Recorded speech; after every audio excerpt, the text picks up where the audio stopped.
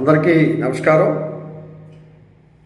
ఈరోజు ఆంధ్రప్రదేశ్లో 3 నెలల ముందే అధికారుల పాలన గ్రామాల్లో విస్తరిస్తూ ఉంది.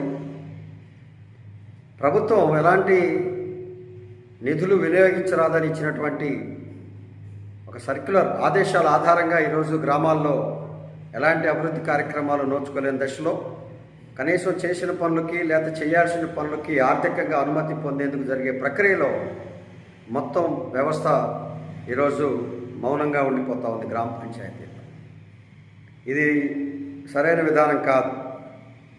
స్థానిక సంస్థలు, స్థానిక ప్రభుత్వాలు గ్రామ పంచాయతీకి వచ్చినటువంటి నిధులు గ్రామ పంచాయతీలో తీర్మానం మేరకు, నిబంధనల మేరకు వినియోగించుకునేటువంటి ఆ యొక్క అధికారం ఆ గ్రామ పంచాయతీలకి రాజ్యాంగం మరియు పంచాయతీరాజ్ చట్టం కట్టబెట్టింది.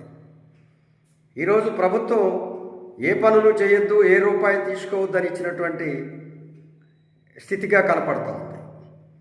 మరి సంక్రాంతి వస్తూ ఉంది, అనేక కార్యక్రమాలు గ్రామాల్లో శానిటేషన్ రకరకాలుగా చేయాల్సినటువంటి పరిస్థితులకి ఈరోజు అడ్డుకట్ట వేసినటువంటి ఈ ప్రభుత్వ చర్యలు దుర్మార్గం. దీన్ని పవన్ కళ్యాణ్ గారు ఎందుకు లైట్గా తీసుకుంటున్నారో, ఎందుకు సీరియస్గా ఆయన పంచాయతీరాజ్ పాలనలో అధికారులకు అప్పచెప్పి అది గ్రామస్థాయి వరకు విస్తరించేందుకు తీసుకున్నటువంటి చర్యగా మేము పవన్ కళ్యాణ్ గారిని స్పష్టంగా తప్పుపడతా ఉన్నాం. ఇది ఆయన లోపం. ఆయన మంత్రివర్గంలో ఆ పంచాయతీరాజ్ శాఖకు చేస్తున్నటువంటి నష్టం. ఇప్పటికి కూడా ఈ కొంతమంది ఆయన్ని పొగుడుతూ ఉన్నారు ఈ సంఘంలో, ఏమీ సమాధానం చెప్పలేక.